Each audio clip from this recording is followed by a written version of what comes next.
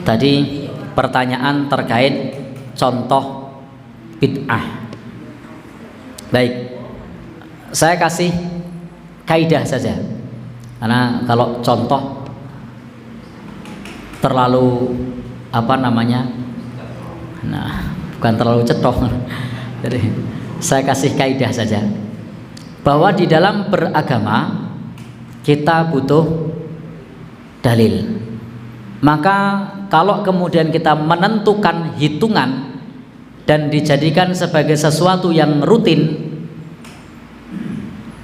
menentukan waktu, menentukan tempat, menentukan cara, maka dalam masalah ibadah itu disebut bid'ah. Pertama, jika itu diperuntukkan untuk Allah.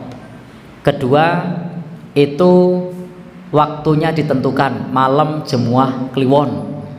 Tempatnya ditentukan, masjid tua. Caranya bilangannya ditentukan 235 misalnya. Kemudian apa lagi?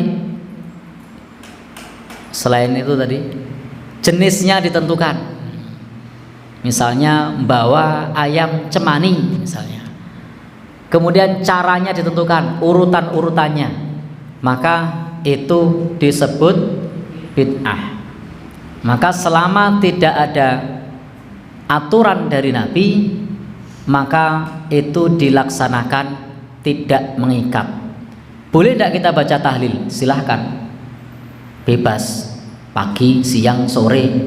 Berapa jumlahnya?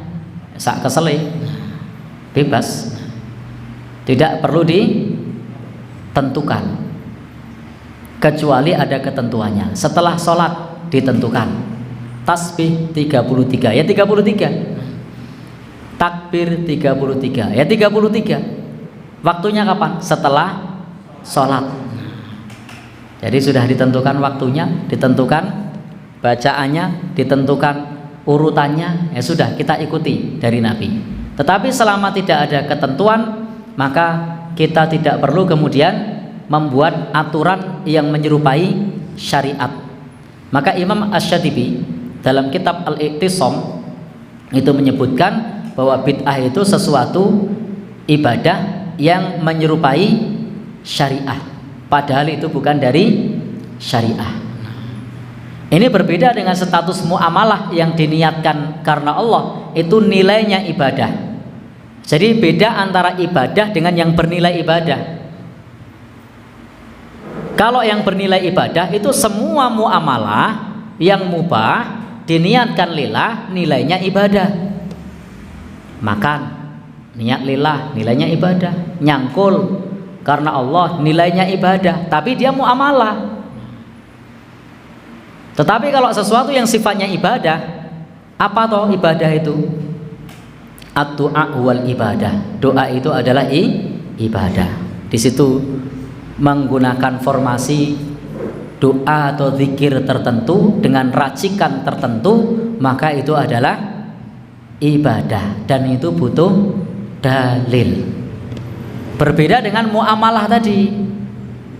Muamalah itu segala sesuatu yang mubah itu tidak dilarang oleh syariat, maka diniatkan karena Allah, nilainya ibadah. Berbeda dengan sesuatu yang sifatnya zikir, yang sifatnya doa, maka selama tidak ada ketentuan, kita tidak perlu mengikat dengan ketentuan. Tidak perlu mengikat dengan ketentuan. Artinya bebas. Bisa dipahami ya? Nah, baik. Intinya perhatikan tadi niat, bilangan, tempat, waktu, jenis, cara. Nah, itu dilihat berdasarkan dalil. Apa tadi? Niat, waktu, tempat, bilangan, jenis, cara. Selama tidak ditentukan caranya, berarti caranya bebas. Selama tidak ditentukan waktunya, berarti waktunya bebas. Selama tidak ditentukan bilangannya, berarti bilangannya bebas. Selama tidak ditentukan jenisnya, berarti jenisnya bebas. Sedekah ditentukan tidak jenisnya? Tidak.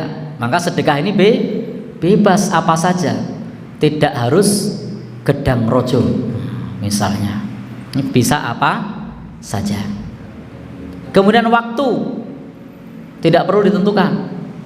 Silahkan kalau rezeki lapang. Jadi jangan ditentukan dengan apa hari-hari tertentu. Tapi kalau waktunya sudah ditentukan, jangan diganti. Akikoh waktunya sudah ditentukan, malah diganti, gitu. Yang waktunya tidak ditentukan, malah bikin waktu sendiri. Apalagi sholat waktunya sudah ditentukan, subuh, pagi. Wah iki nek aku mangkat nang pasar jam 2 engko subuhe sibuk iki. Lah aku salat tak tengah wengi, boleh ndak? Ndak boleh. Nah, ini menyalahi aturan waktu. Kurban ada aturannya. Kapan aturannya? Pada saat hari raya. Wah tanggung nek saiki tak bagi-bagi ngono oke sing do duwe. Sesuk lah ngenteni sasi sedeng dontek. Lalu kurbannya sebulan lagi. Sah napa mboten? Boten. Kenapa? Karena menyalahi aturan waktu. Jadi kalau ada waktu ditentukan, ikuti aturan waktunya. Kalau tidak ditentukan aturan waktunya, tidak usah bikin aturan waktu. Kalau ada aturan bilangan, ikuti aturan bilangannya. Tapi kalau tidak ada aturan bilangan, ya sekuatnya.